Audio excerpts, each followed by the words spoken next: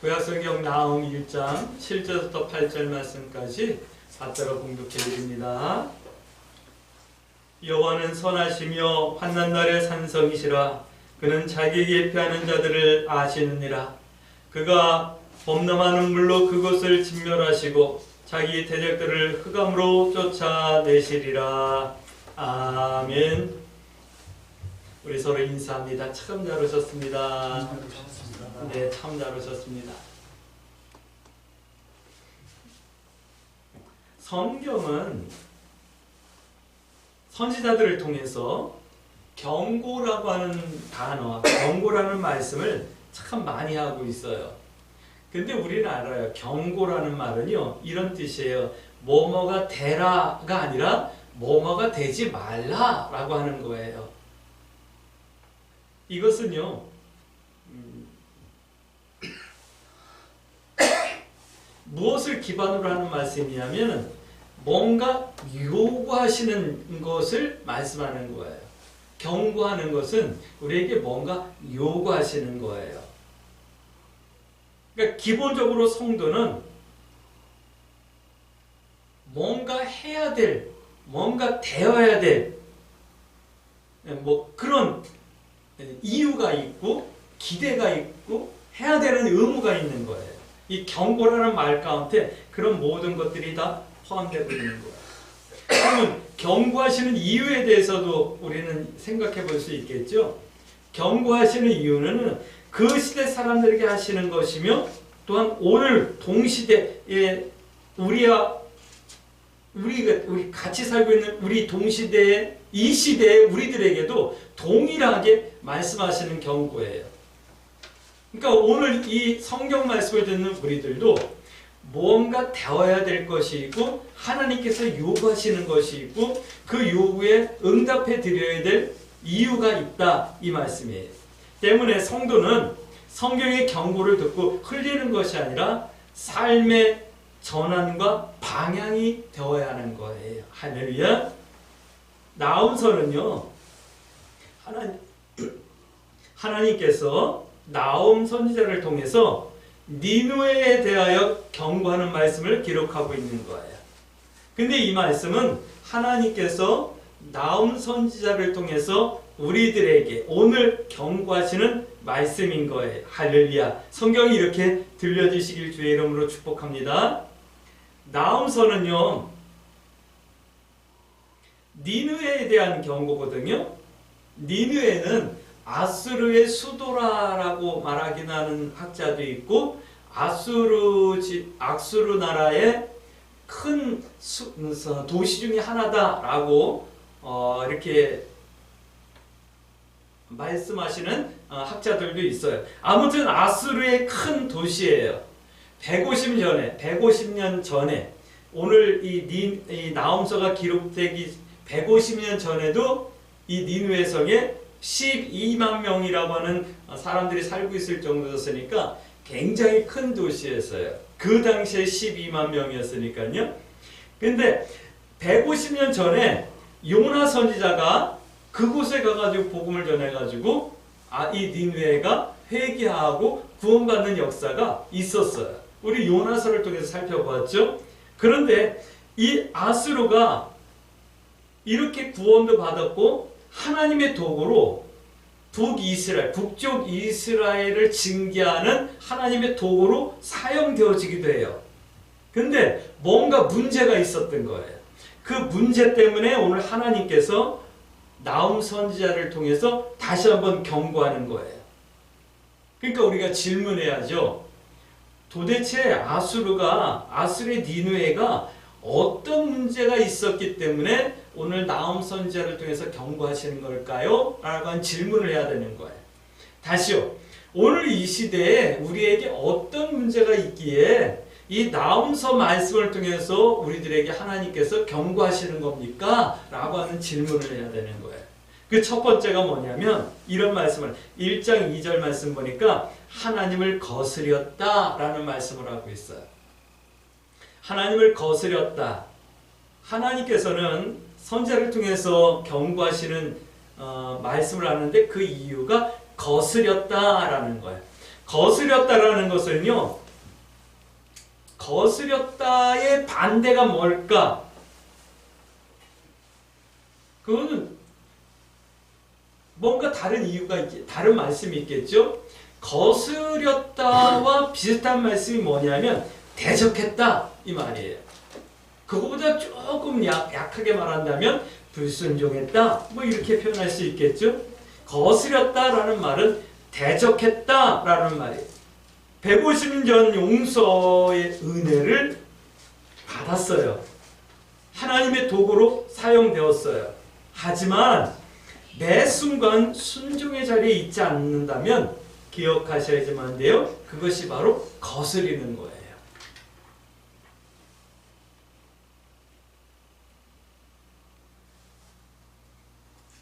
하지만 성경은 분명하게 말씀하고 있거든요. 1장 3절 말씀 보니까 하나님은 선하시다, 노하기를 더디하신다 라고 말씀하네요.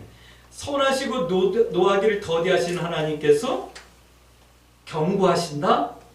그러면 뭔가 우리가 생각하는 것보다 큰 이유가 있는 거예요. 1장 7절 말씀 보니까 하나님은 그럼에도 불구하고 우리가 피할 산성이시다 라고 말하는 거예요. 이렇게 경고하시는 이유는 150년 전처럼 하나님께 겸손하고 순종하며 의지하고 피하라 라고 경고하시는 거겠죠.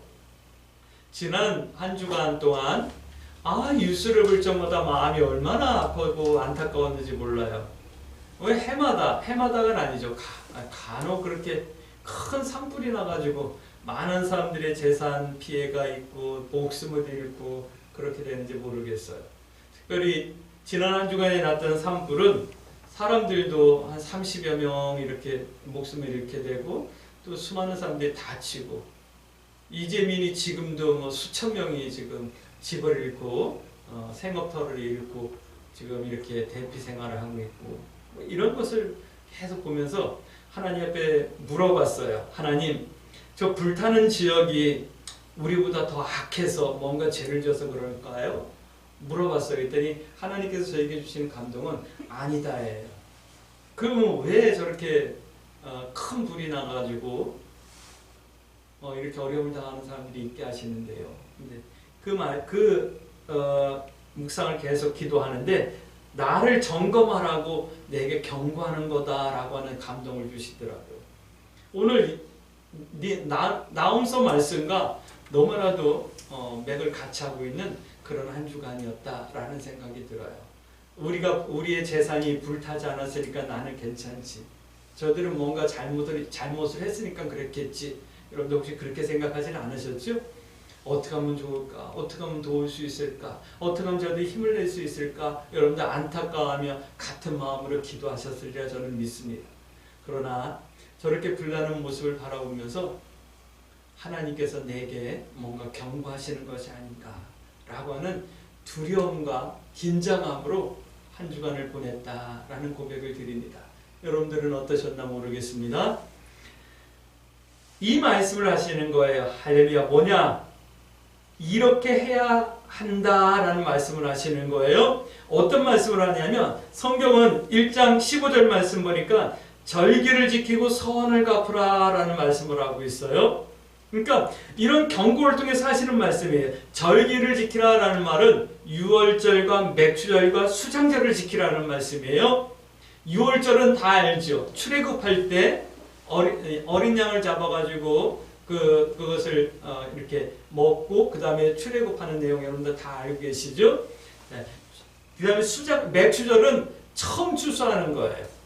보리와 맥을 추수해가지고 처음 추수하는.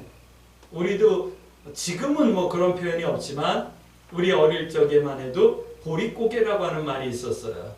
그래서 이제 지금 막 보리 이삭이 이렇게 나와가지고 크고 있는데 이제 5월달, 6월달 되면 보리를 추수하게 되죠. 그때를 위해서 맥추절을 지키고 그랬었어요. 왜냐하면 보리고개, 쌀이 떨어질 때쯤 돼가지고 보리가 나와가지고 먹고 살게 되는 그런, 그러니까 이 맥추절도 굉장히 중요한 절이고, 또 수장절이 있었어요. 수장절은 뭐냐면 모든 농작물을 다 추수해가지고 저장고에 저장하고 하나님께 영광 돌리는, 이 말은 하나님께서 내게 베풀어 주신 은혜를 기억하고 살라라고 하는 말씀을 하는 거예요. 오늘 우리가 하나님을 거스리지 않는다라는 말은 그런 거예요. 하나님께서 내게 주신 은혜를 늘 기억하며 살자라고 하는 것과 같은 말씀인 거예요. 오늘 우리 광주 새순교 성도 여러분들을 축복합니다. 하나님께서 우리들에게 주신 은혜를 늘 기억하며 살 수 있게 되길 주의 이름으로 축복합니다. 또 이런 말씀을 하죠. 서원을 갚으라 라고 하는 말씀을 하죠. 서원을 갚으라, 이 말은 내가 하나님께 약속한 것, 하나님 내가 믿음으로 살아보겠습니다.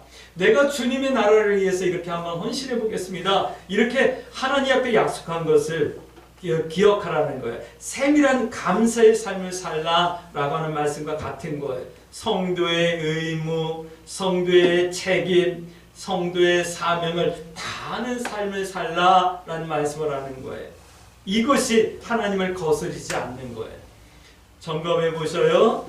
내가 절기를 지키듯 하나님께서 내게 주신 은혜를 기억하고 살고 있는가? 내가 서원을 갚듯 하나님께서 내게 주신 은혜들을 더 세밀하게 감사하며 살아가고 있나? 한번 점검해 보셔요. 이것이 하나님을 거스르는 것이 아니라 순종하는 삶이요, 하나님께 영광을 돌리는 삶이다 라고 말씀하는 거예요. 두 번째는 이런 말씀을 하고 있어요. 신앙을 지키지 못했다, 그래서 내가 너희들에게 경고한다, 이 말씀을 하는 거예요. 2장 1절서부터 말씀이에요. 성경이 경고하시는 이유는 받은 은혜와 영광을 지키라 말씀하시는 거예요. 축복합니다. 우리 광주 새순교 성도들은 받은 은혜와 영광을 지켜내길 주의 이름으로 축복합니다. 이 니느웨는요, 지켜내지 못했다, 이 말씀을 하는 거예요. 니느웨는 믿음을 잃어버렸다, 타락했다, 이 말씀을 하는 거예요. 우리 광주 새순교 성도 여러분, 하나님께서 주신 은혜, 여러분들에게 있는 믿음 잘 지켜내길 주의 이름으로 축복합니다. 성경은 이렇게 말씀하는 거예요. 신앙은 받은 은혜와 영광은 전투하듯 지키라, 성을 지키듯 지키라 말씀하고 계셔요. 그래서 성경은 에베소서 6장 말씀 보면 전신갑주를 입으라, 전신갑주를 입고 전투를 하듯 믿음을 지켜내라 라고 말씀하고 있는 거예요. 신앙을 지켜내지 못하면 2장 6절 7절 말씀 보니까 수치를 당하게 된다. 수치가 무슨 말이냐면 부끄러움을 당한다, 이런 말이거든요. 이게 3장 5절 6절 말씀 보면 속살이 드러나는 부끄러움을 당한다, 이 말하는. 그러니까 벌거벗겨진다, 이 말하는. 얼마나 부끄러워요. 염치가 없어지게 된다, 이 말씀을 하는 거예요. 우리의 속살이 다 드러나는 부끄러움을 당한다, 이 말은. 특별히 이게 기록되어졌던 그 아랍 지역, 그쪽 지역은요, 여러분들 아시죠? 지금도 이렇게 그 히잡이라고 이렇게 까만 걸 싸고 온몸을 다 이렇게 뒤집어 쓰고 다니는 거 여러분들 아시죠? 아랍인들. 그렇게 자기를 이렇게 감싸고 다니는 사람들이 그걸 다 벗겨지고 속살이 보이게 된다는 것은 너무너무 수치스러운 거예요. 지금보다도 더. 우리나라도 한 20년 전, 30년 전만 해도 많은 사람들이 그렇게 생각했어요. 여성들이 이렇게 짧은 치마, 미니스커트를 입고 다니면 민망스러워했어요. 그게 뭐냐면 부끄러운 거다라는 거예요. 요즘이야 뭐 그냥 미니스커트보다도 더 짧은 옷들도 입고 다니고, 뭐 속이 다 보이는 옷을 입고 다니는 것도 뭐 패션이다, 개성이다, 뭐 시대적인 흐름이다 그러면서 다 용납되어지고 뭐 그러는 시대고, 일부 연예인들은 거의 뭐 옷을 안 입다시피 하고도 무대에 서가지고 무대를 공연을 하는 뭐 그런 걸 보지만, 이 성경 말씀이 기록되어졌을 때는 속살이 보이는 것이 너무너무 수치스럽고 부끄러운 그런 거였거든요. 근데 요즘 가장 부끄러운 것이 뭘까요? 요즘 시대를 살아가는 사람들이 가장 부끄럽게 생각하는 것이 뭘까요? 자존심이 상하는 걸 거예요. 그렇죠? 네. 이렇게 부끄러움을 당하게 된다라고 말하는 거예요. 그럼 우리 점검해 보셔야겠죠? 내 신앙은 무엇이, 누가, 언제, 어디서 공격하든가요? 나는 무엇 때문에 공격을 당하고 무엇에게 공격을 당하든가요? 한번 점검해 보셔야겠죠? 2장 1절 말씀이니까 내 신앙을 파괴하는 파괴자는 어떤 것이든가요? 여러분들 기도의 제목 삼고 승리하시길 주의 이름으로 축복합니다. 신앙을 지켜내시길 주의 이름으로 축복합니다. 어떤 사람은 물질 때문에 공격당하고 어떤 사람들은 사람들 때문에 공격당해요. 여러분들은 무엇 때문에 당하는지 아시고 이겨내셔야지만 돼요. 할렐루야. 왜요? 믿음을 지켜내는 거기 때문에 그러는 거예요. 세 번째는 이런 말씀을 하고 있어요. 나의 경고가 되게 하라 라는 말씀을 하고 있어요. 성경이 경고하시는 이유는 이런 거예요. 너는 대비하라. 너는 좀 고치라. 너는 좀 준비하라. 이 말씀을 하는 거예요. 그거는 오늘 우리들에게 경훈아 너는 대비하고 고치고 준비하라. 이 말씀을 하는 거예요. 질문하셔야지만 합니다. 나는 무엇을 대비해야 할까요? 무엇을 고쳐야 할까요? 또 무엇을 준비해야 할까요? 성경은 이렇게 말씀하고 있어요. 3장 8절 말씀 보니까 물을 길러 대비하라 라고 말씀하고 있어요. 이게 3장 14절 말씀이에요. 물을 길러 대비하라. 니느웨는요 2장 8절 말씀 보니까 물이 모이는 연못과 같은 곳이었대요. 다시요, 니느웨는요 말씀과 은혜가 풍성했다라는 말씀이에요. 150년 전에 그들이 회개했으니까, 그리고 하나님의 심판을 한번 넘어갔으니까 얼마나 뜨겁고 은혜가 많았겠어요. 하지만 지금은 마른 연못이다. 은혜가 없다. 이 말씀을 하는 거예요. 우리 아모스서 말씀 나누면서, 아모스 4장 7절 말씀 나누면서 어떤 교회는 물이 있고 어떤 교회는 물이 없고 뭐 이런 시대가 온다 라는 말씀 우리가 함께 나눈 거 기억나실까요? 이 건물이 교회가 아니고 내가 교회, 우리 각자가 하나님 앞에 영적인 교회거든요. 우리 각자가 성전인 거예요. 이 건물이 성전이 아니라. 그러니까 내 속에 말씀이 가득하게 있어야 되고 은혜가 넘치고 있어야지만 되는 거예요. 어느 교회는 좋대, 어느 목회자가 말씀 잘 전한대, 이런 거 찾지 마시고 내 자신이 말씀이 가득하게 은혜가 넘치게 해야 된다. 이 말씀을 하는 거예요. 이 말씀은 은혜의 삶, 말씀의 삶을 사모하며 기도하라 말씀하는 거예요. 준비한다, 고친다, 대비한다. 이 말은 바로 이런 거예요. 내 삶 속에, 내 마음 가운데, 내 가정 가운데 은혜와 말씀이 충만하게 하는 것. 또 이런 말씀을 하고 있어요. 산성을 견고하게 하라 라는 말씀을 하고 있어요. 내 신앙을 견고하게 하라. 근데 벽돌로 하래요. 이 벽돌은 뭐냐면 이런 거예요. 불로 연단한 흙덩어리를 벽돌이라고 그러는 거예요. 옛날 집들은 보면 흙을 물에다 개가지고 이런 틀에다 넣어서 네모나게 이렇게 덩어리를 만들어가지고 집을 졌어요. 그래가지고 뭐 비가 많이 들이치거나 그러면 그게 막 흘러내려요. 그러면 다시 이렇게 흙을 이 물에 개가지고 이렇게 바르기도 하고 막 그랬거든요. 근데 그런 집이 건강에 좋다네요.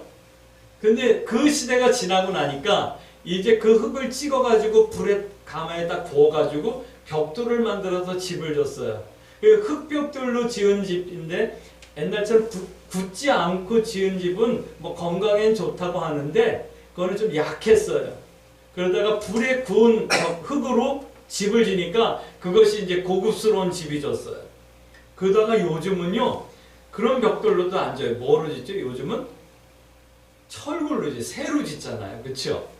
그러니까 얼마나 튼튼해요? 근데 오늘 성경 말하는 거예요. 신앙을 견고하게 하라 라고 말하며 벽돌로 견고하게 하라 말씀하고 있어요. 불로 연단된 흙. 다시요. 이 말씀은 신앙을 훈련하고 연단하라 말씀하는 거예요. 반대로 신앙이 너무 약하다, 신앙에 힘이 없다, 너무 쉽게 무너진다, 이 말씀을 하고 있는 거예요. 꼭 우리에게 하시는 말씀 아닌가요? 우리는 어떤 사람 때문에 내 신앙이 확 무너지기도 하고, 큰 것이 아니라 요만한 것 때문에 우리가 신앙이 확 무너져가지고 내가 왜 이랬지 하면서 후회하기도 하고 그러는데, 그런 우리를 향해서 말씀하는 거예요. 연단된 신앙으로 우리의 신앙을 견고하게 하라 말씀하는 거예요. 성경을 말씀합니다. 디모데전서 4장 7절부터 8절 말씀 보니까 신앙을 연단하라, 범사에 유익이 된다 말씀하는 거예요. 성경을 보니까 성경에 기록되어져 있는 사람들 대부분가 신앙에 어떤 연단이 있었어요. 모세도 연단이 있었죠. 왕궁에서 왕자로 편하게 40년을 살았는데 그가 광야로 나가가지고 또 40년 동안 양들을 치면서 연단을 받게 되고, 그래서 출애굽을 시킬 수 있는 이 위대한 지도자가 되죠. 다니엘도 연단을 받잖아요. 신앙의 연단을 받고 시기를 받아서 사자굴 속에까지도 들어가게 되잖아요. 야곱도 그러잖아요. 형 에서를 뛰어서 애굽으로 도망가서 종살이를 하게 되잖아요. 다윗도 그러잖아요. 오늘 우리들 신앙의 연단을 받습니까? 우리 정의건 집사가 한 달 동안 거제도 내려가가지고 힘든 일을 하고 내려왔어요. 아마 앞으로 무슨 일을 해도 그거보다 힘든 일은 없게 느껴질 거예요. 왜냐하면 한 달 동안 연단을 받은 거예요. 그러니까 든든해진 거죠. 이제 어떤 일을 하더라도 자신감이 생길 거예요. 이거 별거 아니야. 이런 생각이 들 거예요. 우리가 신앙의 연단을 받는다, 훈련을 한다는 것도 바로 그런 거예요. 한번 점검해 보실까요? 나는 어떤 연단이 있었을까요? 나는 어떤 연단을 지금 받고 있을까요? 다시요. 나는 내 신앙을 위해서 어떤 훈련을 하고 있을까요? 어떤 연단을 하고 있을까요? 한번 점검해 보셔야지만 돼요. 할렐루야! 신앙은 붉은 벽돌로 건축한 산성같이 견고해지셔야지만 되는 거예요. 오늘 우리 광주 세습계 성도들의 신앙이 이렇게 견고해질 수 있게 되길 주의 이름으로 축복합니다. 우리 가까운 곳에 성이 있어요. 저 서울에는 이제 한성이라고 한양도성이 있죠. 돌로 졌어요. 그래가지고 지금도 일부 남아있고 그렇죠. 네. 그리고 복원을 해가지고 굉장히 큰 성곽을 지금 이루고 있기도 해요. 그 다음에 우리보다 더 가까운 데는 어떤 성이 있냐면 몽천토성이라고 하는 성이 있어요. 여기는요 흙으로 성을 쌌어요. 그래서 지금은 사실은 성으로서의 기능보다는 그냥 성이 있었다라고 하는 유적지로서의 어떤 기념적인 역할만 하고 있어요. 가보면 그냥 언덕처럼 느껴져요. 그래도 언덕 위에서 언덕을 올라오는 적을 공격할 수 있으니까 그래도 그게 한때는 그래도 성으로서 역할을 했고 위례라고 하는 도시를 이룰 수 있는 기반이 됐었죠. 그리고 또 우리의 더 가까운 데는 남한산성이라고 하는 성이 있어요. 남한산성은 산 꼭대기에 요새처럼 성을 만들었어요. 사실 거기는 굉장히 공격하기 어려운 성이었는데 원체 대군이 몰려와가지고 공격하는 바람에 임금이 내려가가지고 삼전동에 가가지고 3번이나 얼음 바닥에 이마를 대면서 항복을 하는 그런 아주 굴욕적인 역사를 갖고 있기도 하죠. 그런데 보세요. 흙으로 쌓았던 몽천성은 다 허물어졌고 낮은 그냥 흔적만 남아있는데 한양도성은 돌로 쌓죠. 남한산성도 돌로 쌓잖아요. 견고하니까 그래도 그 모양이 아직도 남아있는 거잖아요. 물론 함락이 안 됐다라는 얘기는 아니에요. 그러나 견고하게 쌓기 때문에 지금도 그 모양이 남아있다. 이걸 생각해 보는 거예요. 우리의 신앙도 이렇게 좀 견고해야지 않을까 하는 생각이 들어요. 너무 쉽게 무너졌던 우리의 신앙을 점검해 보시고, 하나님, 내 신앙이 좀 견고하게 세워질 수 있도록 은혜를 베풀어 주세요 라고 오늘 이 나음서의 말씀을 우리의 기도의 제목 삼고 우리의 신앙을 세워나갈 수 있게 되길 주의 이름으로 축복합니다. 신앙은요, 그냥 믿습니다 이게 아니에요. 신앙은 지켜내는 거예요. 오늘 우리의 신앙을 지켜내시길 주의 이름으로 축복합니다. 시대가 어떻게 변하더라도 우리는 신앙인답게 사셔야지만 돼요. 할렐루야. 사람들이 어떻게 하든 말든 우리는 신앙인답게 선택하고 살아가야 되는 거예요. 그것이 지켜내는 거예요. 오늘 성경은 우리의 믿음과 신앙을 지켜내라 말씀하고 있거든요. 그러므로 우리 이렇게 기도해야 되겠죠. 하나님, 내가 하나님을 거스르지 않게 해주세요. 하나님 앞에 절기를 지키듯 하나님의 은혜를 기억하며 살게 하여 주시고, 또 서원을 지키듯 더 세밀하게 하나님의 은혜를 감사하며 살아가게 해주세요. 내 신앙을 지켜낼 수 있도록 하나님께서 나에게 은혜를 베풀어 주셔서 수치를 당하지 않게 하여 주시고, 나의 믿음이 견고해질 수 있도록 주님 나에게 믿음의 담대함을 허락해 주세요. 그리고 신앙의 훈련을 두려워하지 않을 수 있게 해주세요. 벽돌로 연단된 벽돌로 내 신앙을 견고하게 세우듯 우리의 신앙을 세워나갈 수 있게 해주세요. 이렇게 기도하며 이 한 주간도 믿음의 선택을 두려워하지 마시고 하나님 뜻 행하기와 하나님 뜻을 설기를 부끄러워하지 아니하며 승리하는 한 주간 되어지길 주의 이름으로 축복합니다. 아멘.